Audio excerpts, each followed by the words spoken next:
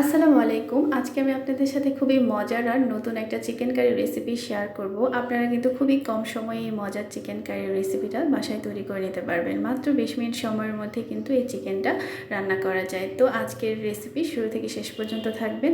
তো আজকে chicken curry রান্না করার জন্য আমি এখানে নিয়ে নিছি 400 গ্রাম চিকেন। তো এখানে চিকেনের মেন পার্টগুলো আছে, এখানে রানের টুকরা, রানের উপরের অংশ, ওই যে ডানার অংশ আর বুকের অংশ, এইভাবে একটু বড় বড় টুকরা করে নিছি আমি।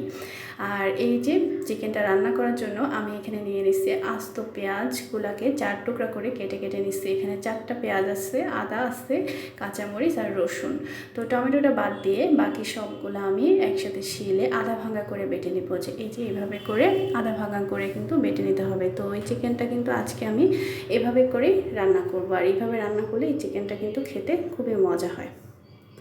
তো এই যে এখন আমি চিকেনগুলো একটা পাত্রের মধ্যে নিয়ে নিছি, নিয়ে এই যে আদা ভাঙ্গা যে পেঁয়াজ রসুন আদা বাটা আছে, সাথে টমেটোটাও আমি কেটে নিছি, নিয়ে এখানে দিয়ে দিলাম। দিয়ে তারপরে আমি এখন এখানে দিয়ে দিছি 1 চা চামচ জিরার গুঁড়া, 1 চা চামচ ধনিয়ার গুঁড়া, আর 1/2 চা চামচ দিয়ে দিছি লাল মরিচের গুঁড়া, স্বাদ মতো দিয়ে দিছি লবণ। আর আদা রসুন এগুলো তো আমি আগে থেকে ওখানে বেটে দিছি, এজন্য আর এখানে আর এক্সট্রা করে দেওয়ার দরকার নাই। আর এখানে আমি দিয়ে দিছি 2 টেবিল চামচ টক দই দিয়ে এখন এগুলো আমি ভালো মতো মেখে নেব। মেখে কিছুক্ষণ 10 মিনিটের জন্য রেস্টে রাখবো। আর এখন আমি চলে যাব চুলায়। তো চুলায় একটা প্যান বসাই দিছি, দিয়ে এখানে আমি 1/2 কাপ রান্নার তেল দিয়ে দিছি। দিয়ে এখন এই যে এখানে দেখেন কিছু গোটা গরম মশলা আছে, এখানে আছে তেজপাতা, দারচিনি, লং, গোলমরিচ, জয়ত্রী, কালো এলাচ, সাদা এলাচ, স্টার অ্যানিস, এগুলো এখন আমি তেলের মধ্যে দিয়ে কিছুক্ষণ ভেজে নেব, একটা সুন্দর গন্ধ বের হওয়া পর্যন্ত। তারপরে এখন আমি এটা ভাজা হয়ে গেলে এখানে ওই যে ম্যারিনেট করে রাখা মুরগির মাংসগুলো দিয়ে দেবো। এক্সট্রা পেঁয়াজ কিন্তু আমি এখানে আর এখন ব্যবহার করব না, কারণ আমি এখানে তো পেঁয়াজ বেটে দিছি, আর পেঁয়াজ এখানে দেওয়ার দরকার নেই। তবে আপনারা চাইলে কিন্তু ওই মশলার সাথে অল্প কিছু পেঁয়াজ ভেজেও এখানে ব্যবহার করতে পারেন। তো এখন এই মুরগির মাংসটা এখানে দেওয়ার পরে এই পাত্রটা ধুয়ে আমি আবার এখানে পানি দিয়ে দিব। এই পানিটা দিয়ে এখন এই মুরগির মাংসগুলো আমি কিছুক্ষণ এটা কষাই নেব। আর এই মুরগির মাংসটা কিন্তু এভাবে রান্না করলে অনেক মজা হয়।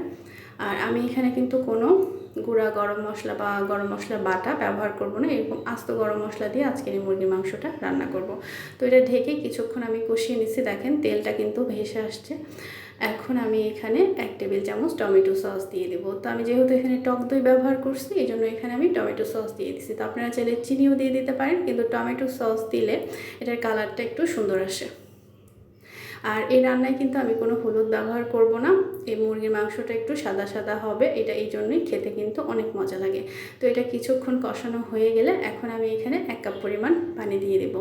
আর যেহেতু এটা ব্রয়লার মুরগি, এটা সিদ্ধ হইতে কিন্তু খুবই কম সময় লাগে, তাড়াতাড়ি কিন্তু এটা রান্না হয়ে যায়। তো এখন এটা আমি ঢেকে রান্না করে নিছি, দেখেন এটা কিন্তু সিদ্ধ হয়ে গেছে। তো এখন এটা আমি আবার কিছুক্ষণ কষাই নেব। আর এখানে লাস্টের দিকে এখানে অ্যাড করে দিছি আমি 1/2 চা চামচের থেকেও কম মেথির গুঁড়া, ভাজা মেথির গুঁড়া। তো এটা দিলে কিন্তু চিকেন কারির ঘ্রাণটা অনেক সুন্দর আসে, অনেক মজা লাগে, মুরগির মাংসটা খেতে অনেক ভালো লাগে। তো এই যে দেখেন আমার রান্নাটা কিন্তু হয়ে গেছে। তো আপনারা চাইলে এভাবে কিন্তু বাসায় খুবই কম সময়ে খুব তাড়াতাড়ি কিন্তু এই চিকেনটা রান্না করে নিতে পারেন। তো এই যে রেডি হয়ে গেল আমার খুবই মজাদার চিকেন কারি রেসিপি নতুন স্টাইলের। তো সবার শেষে এখন আমি এখানে পেঁয়াজ বেরেস্তা ভেজে রাখছি, এগুলো উপর থেকে দিয়ে দিলাম। তো আজকের আমার এই রেসিপি আপনাদের কাছে কেমন লাগলো, লাইক কমেন্ট শেয়ার করে অবশ্যই জানাবেন। আর রেসিপি যদি ভালো লেগে থাকে সাবস্ক্রাইব করে আমার চ্যানেলের পাশে থাকবেন। আল্লাহ হাফিজ। আর চিকেনের টুকরাটা দেখেন কি সুন্দর লাগতেছে, কত লোভনীয় লাগতেছে।